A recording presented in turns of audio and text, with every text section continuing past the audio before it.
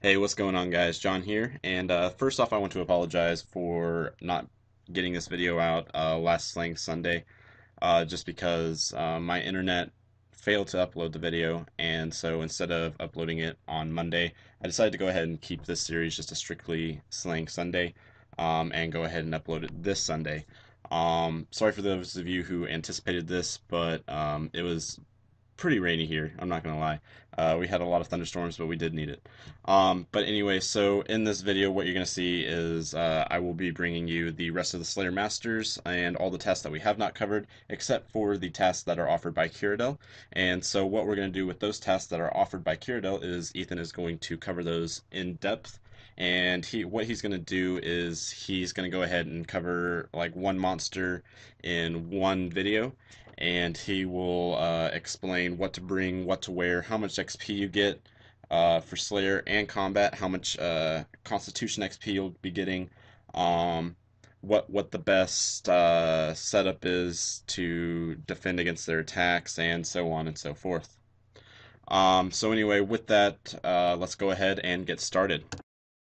Okay, so first up we have bronze dragons, and you can find bronze dragons in the Chaos Tunnels, or you can find them in the Brimhaven Dungeon. If you choose to go to the Brimhaven Dungeon, what you're going to do is you want to bring 875 GP and have a bronze hatchet in your tool belt, just because all that stuff that you have to go through. You have to chop some wood to get there, and having a high agility level is also recommended. That way you can get to the shortcuts and get there faster.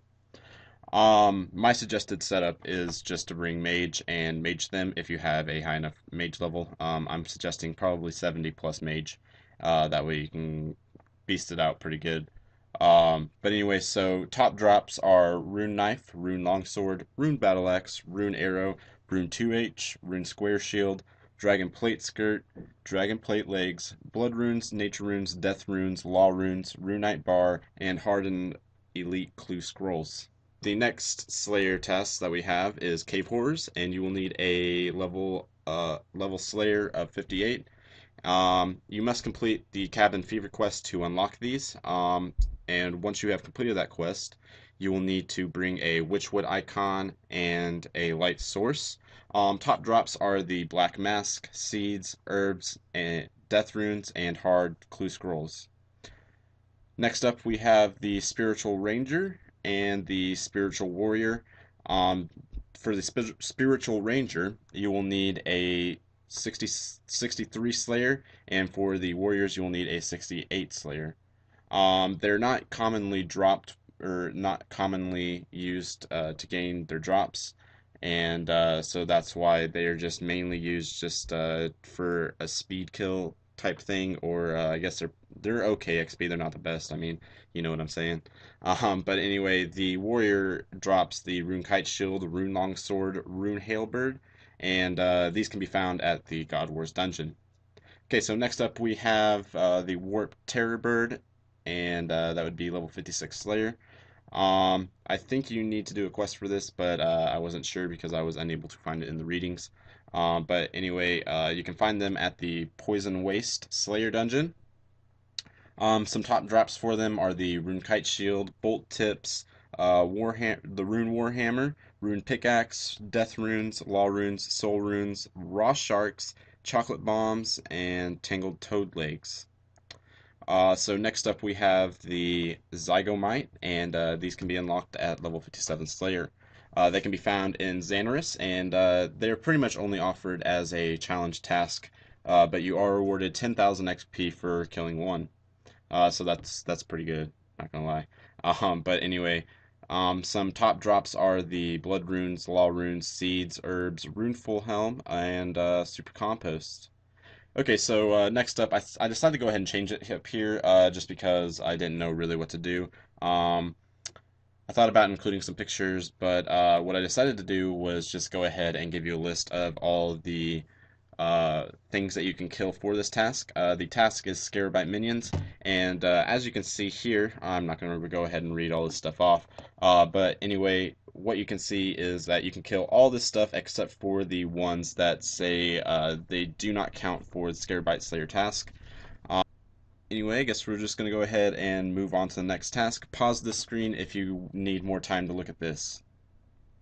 Okay, so next up we have the Red Dragon, and it can be found in the Red Dragon Isle in the wilderness. I am unsure of what level wilderness it is, but you can find it on your mini map.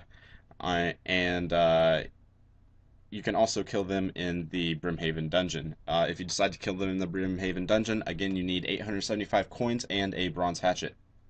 Top drops are the Dragon Bones, Red D-Hide, Rune Longsword, Death Runes, Herbs, and the Hard Clue Scroll. Okay, so next up, and certainly not least, but is the last, unfortunately. We have the Gorak, and the Gorak is a tough little critter. Not gonna lie. He can be unlocked after Fairytale Part 2 or during the quest.